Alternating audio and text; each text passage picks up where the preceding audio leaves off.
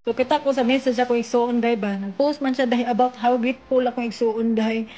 Nga siya, I'm forever grateful. Thank you kaayo Ate Cindy nga di jud ka gusto na mako ma-experience ang imong experience sa una sa kalisod. Tinuod na dahi. I heal my inner child. Gihatag nako sa kong maigsuon dahi. Mao nang paningkamot mag eskwela tas naa pa ko diri makatabang sa inyo kay ang ako ang gipangayo ra gyud makahuman mag eskwela wa na ko nangayo og tabangan ko niyo pagbalik wala. Nga ako ang pangayo kahuman mag eskwela. Kaya ako, abi ko kahuman, so as I say, tigsuon, as a magulang, ningkamot para sa inyo makahuman, di ba? Bisag minyo na ta. Ningkamot gihapon to, parang tabang ko sa inyo. So, nakuan ko din, emotional ko sa message akong isuon din, no? Kaya bisag di mo mute sa hay din, no? May emotional beta din, basta pamilya, nang hisgutan ba yun?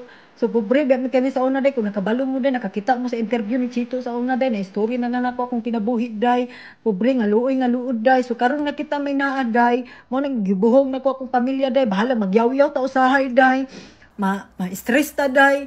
But, you know, no matter what you yaw-yaw diha day, kung love yun mo mong pamilya day, love yun na ni mo day.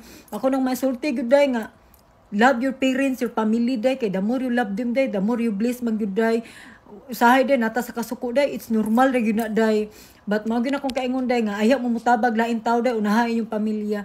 Karon na-appreciate na ko ang message sa kumango day, na-touch ko day ba, kay siyempre day, bata pa biya ko day no, kay sip akong edad day, nagkuan na ko day, naghatag na ko sa akong pamilya day.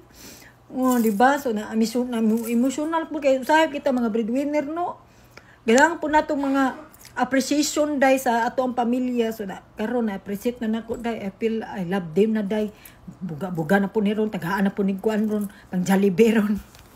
So mao na day, dali ra gyud ko matouch day no. Bahala ka mga tao diya sa kuha uban day, napuno na ko pamahaw paniud to bash day, wa ko pakiday di na makasakit sa kuha day kay you know how make me strong day ang akong kaagi sa unang bata pa ko day. Kanang mga tawhana day wala man na sila sa ato akong kaagi nagkalisod day. Wala di ko paki sa maingon sa tao day as long I'm very happy day. Love na ko akong pamilya day. No matter what day, bahalag maldita ko day, gabula akong baba diri social media day.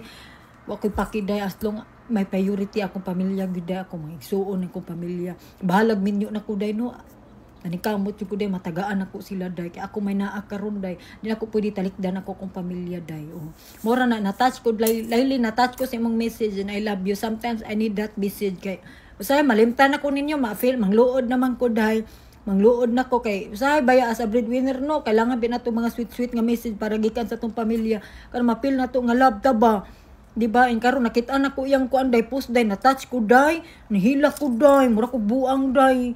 Oh, mura ko na anxiety bayot so na touch ko and I love that.